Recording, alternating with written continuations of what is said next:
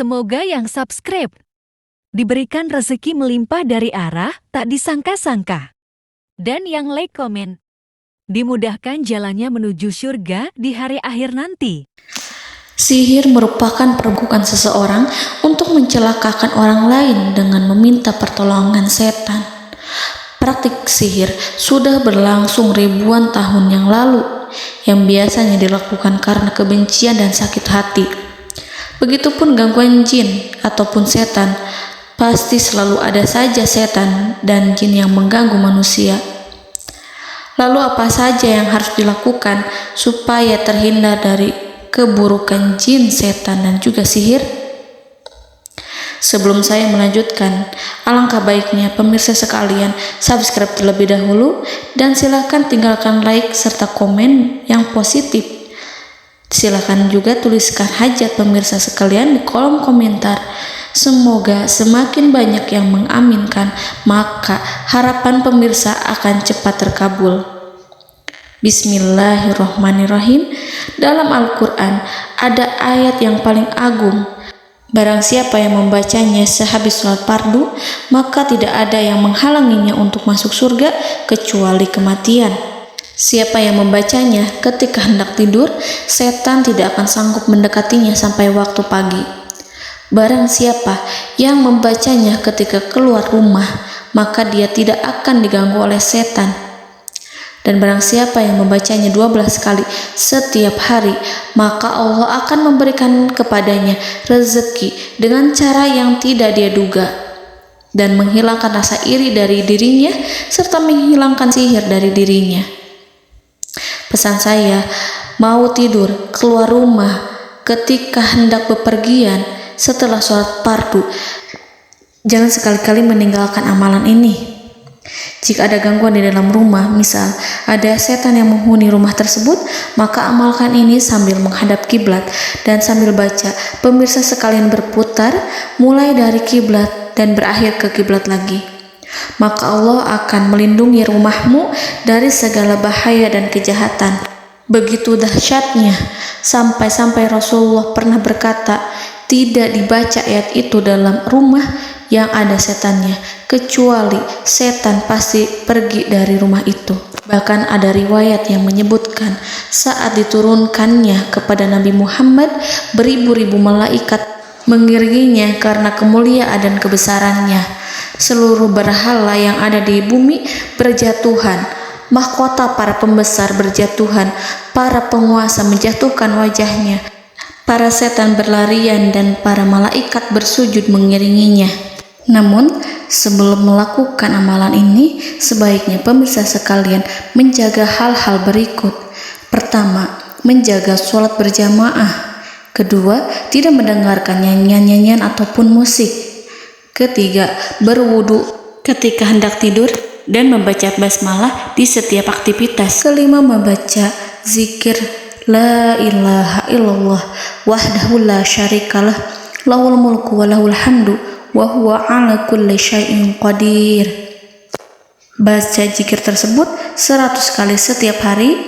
Barang siapa yang membaca zikir ini 100 kali setiap hari, maka setan tak akan sanggup mendekatinya dan tak sanggup mengganggunya selama seharian. Yang keenam, membaca Al-Quran setiap hari tanpa bolong. Ketujuh, bergaullah dengan orang-orang yang soleh. Dan inilah ayat yang tadi dibahas yang bisa menghilangkan sihir dalam tubuh, yaitu ayat kursi, ayat yang tertera dalam surat Al-Baqarah ayat 255. Bismillahirrahmanirrahim. Allahu la ilaha illa huwal hayyul qayyum la ta'khuduhu sinatun wa la naum lahu ma fis samawati wa ma fil ard man zallazi yashfa'u indahu illa biiznihi ya'lamu ma baina aydihim wa ma khalfahum wa la yuhituna bi syai'in min 'ilmihi illa bima syaa' wasi'a kursiyyuhu as-samawati wal ard ولا يؤوده حفظهما وهو العلي العظيم. Amalkan ayat tersebut sekurang-kurangnya 12 kali setiap hari, dan kalau bisa diamalkan juga ketika hendak tidur, keluar rumah, ataupun setelah sholat fardu. Jangan sampai sekali-kali meninggalkan amalan ini. Dan ada juga amalan yang paling ditakuti jin dan setan, yang bisa mengusir jin baik dalam tubuh maupun yang ada di sekitar kita. Bahkan saking ampuhnya, malaikat Jibril langsung mengajarkannya kepada Nabi Muhammad SAW. Sebagaimana dikisahkan oleh Ibnu Mas'ud, pada suatu malam Nabi Muhammad SAW didatangi oleh jin Ifrit yang membawa obor api.